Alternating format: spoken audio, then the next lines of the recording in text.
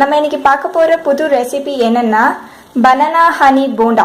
செய்ய தேவையான பொருட்களுக்கு போகலாம். பனானா, கோதுமை மாவு, தேவையான அளவு சர்க்கரை, honey, food colour and key.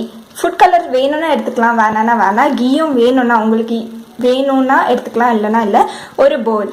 நம்ம அதை எப்படி மிக்ஸ் பண்ணுறதுக்கு போகலாம். போட்டுக்கணும். பனானாவை போட்டு கொஞ்ச நேரத்தில் சர்க்கரை ஆட் பண்ணிக்கலாம்.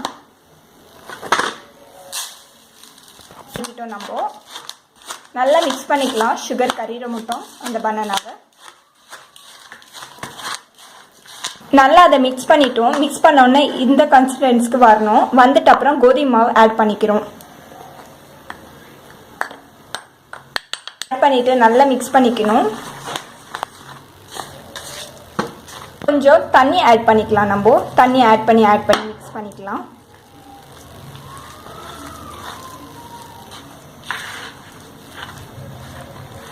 நல்லா மிக்ஸ் பண்ணிக்கணும். கட்டியாக அந்த மாதிரி எதுவுமே இருக்கக்கூடாது. நல்லா வாட்டர் கன்சிஸ்டன்சிக்கு நல்லா மிக்ஸ் பண்ணிக்கணும்.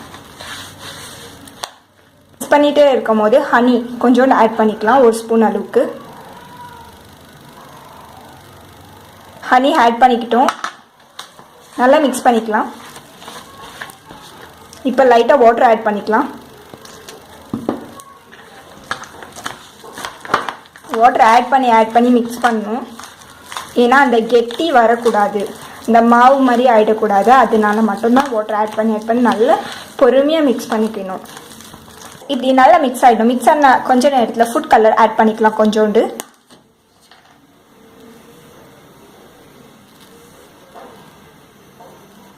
இவ்வளோண்டு ஃபுட் கலர் ஆட் பண்ணிக்கலாம். வெறும் சும்மா அந்த கலருக்காக மட்டும்தான் நம்ம ஆட் பண்ணுறோம். மற்றபடி ஃபுட் கலர் பாடிக்கு அவ்வளோ நல்லது இல்லை. வேணும்னா ஆட் பண்ணிக்கலாம், இல்லைன்னா வேணாம். ஒரு 5 நிமிஷம் ஊற விட்டுடலாம் ஃப்ரெண்ட்ஸ். ஆன் பண்ணிவிட்டு ஆயில் ஊற்றிக்கலாம். ஆயில் ஊற்றிட்டு கீ கொஞ்சம் ஆட் பண்ணிக்கலாம். உங்களுக்கு கீ வேணும்னா ஆட் பண்ணிக்கலாம், அப்படி இல்லைன்னா வேணாம். கீ ஆட் பண்ணிக்கலாம். கொஞ்சமாக ஆட் பண்ணிக்கலாம், ஒன்றும் அவ்வளோலாம் வேணாம். நல்லா எண்ணெய் காயணும். ஏன்னா அப்போ தான் டேஸ்ட்டாக கிறிஸ்பியாக நல்லா வரும். காயணும். மஞ்சள் உடனே ஊற்றிக்கலாம். ஒரு ஸ்பூன்.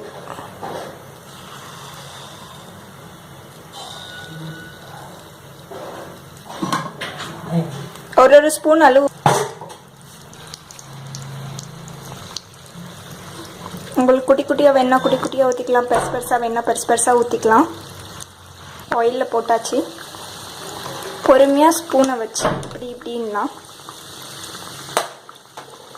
பொறுமையாக பண்ணிக்கலாம். பாருங்கள், இப்போ திருப்பி விட்டுக்கலாம்.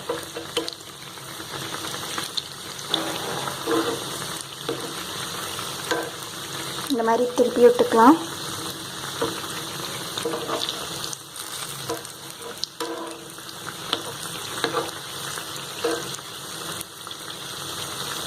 நல்ல ப்ரௌனிஷாக வரணும், லைட் ப்ரௌனிஷாக நல்லா வரணும். உள்ள மாவும் வேகணும். நம்ம எடுத்துக்கலாம். நல்லா எண்ணெயை வடிச்சிட்டு எடுத்துக்கலாம். ஊற்றி காட்டுறேன் பாருங்கள். நல்லா எண்ணெய் காஞ்சிச்சு. செகண்ட் டைம் இப்படி ஊற்றிக்கலாம். அது நம்ம ஊற்றின உடனே வெந்துடுச்சுன்னா இப்படி வரும். அதுவே பிரிஞ்சிடும். சரிங்களா, பார்த்துக்கோங்க நல்லா கிளியராக. அதுவே இதாகிடும், விட்டுரும் கீழே இருந்து. இது ரொம்ப சூப்பராக இருக்கும் காஃபி டீக்கு. இதை நீங்கள் எவ்வளோ நாள் வேணால் ஸ்டோர் பண்ணி வச்சு சாப்பிட்லாம். காலைல பிஸ்கெட்டுக்கு பதில் இது சாப்பிட்டிங்கன்னா ரொம்ப டேஸ்ட்டாக இருக்கும். சின்ன பசங்களுக்கும் நீங்கள் தரலாம். நல்ல ஒரு ஹெல்த்தியான ஸ்நாக்ஸ் வீட்டில் இருந்தே. ட்ரை பண்ணி பாருங்கள். பார்த்துட்டு உங்களோட கமெண்ட்ஸை சொல்லுங்கள். பிளேட்டில் சர்வ் பண்ணிக்கலாம். ஹனி ஆட் பண்ணிக்கலாம் லைட்டாக. வேணும்னா ஆட் பண்ணிக்கலாம், வேணும்னா வேணாம்.